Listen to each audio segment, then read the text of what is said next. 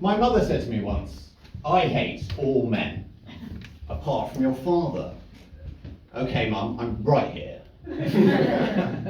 And why? And she said, well, whenever you're having a conversation with a man, they always just say the opposite of whatever you're saying. And I said, well, actually, I think you're fine. The word conversation comes from the word conversely. It does literally mean to just say the opposite of whatever anyone else says. She didn't enjoy that.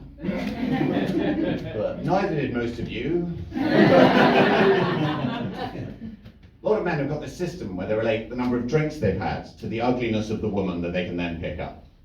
I don't use that system because it's reductive and sexist, and I'm frightened of talking to women.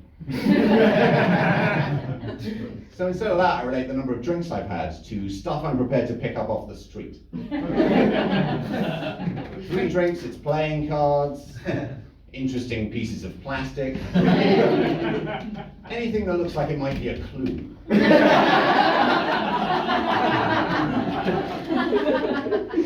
6 drinks, that chicken legend only has a bite at one end.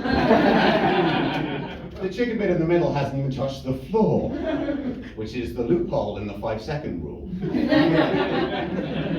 9 drinks, that 3-foot child's plastic oven set goes with everything. You see a lot of used condoms on the streets of London. I don't pick those up because my collection is complete.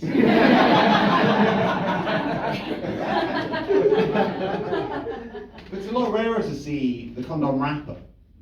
They're made in equal amounts. You never see the wrapper.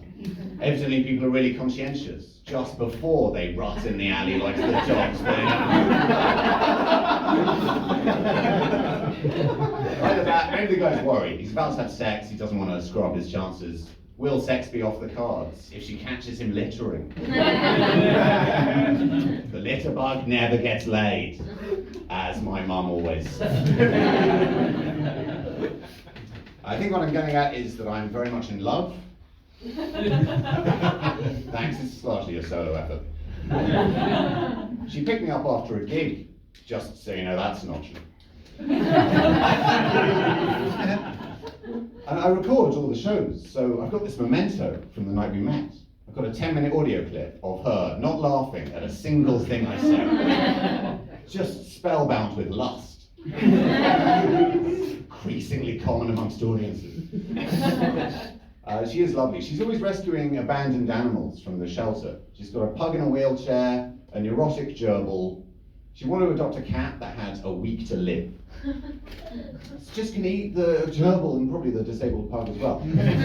I think that's really weird, but I don't want to look too closely into her love of damaged things.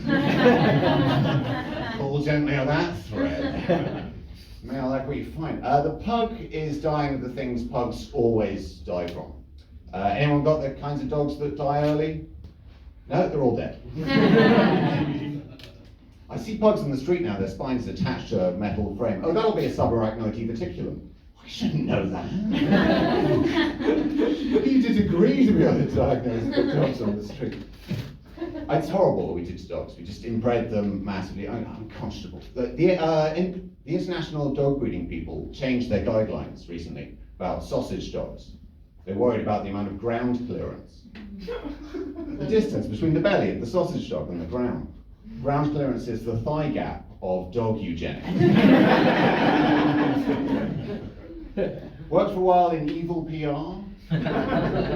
I actually did the initial research for the tobacco industry, which discovered people are more likely to buy cigarettes if the packaging is covered in surgical fetish porn. Now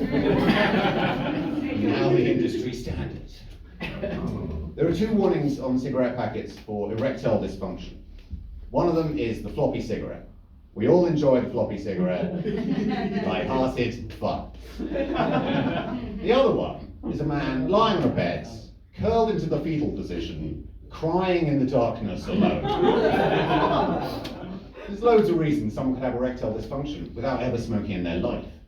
If it's a horrible picture of cancer, that's kind of fair enough. Because if you get cancer, that's always your fault. You ate bacon, you had an X-ray once, the penalty is death. have erectile dysfunction see that picture and they think that's how they're supposed to feel. Maybe they're just stressed. Maybe their circulation isn't that great anyway because of their height. So about that. It's a nightmare in America at the moment, isn't it? You know there are so many school shootings in America. They've had to ban abortion. Just to keep the numbers up. Thank you very much indeed.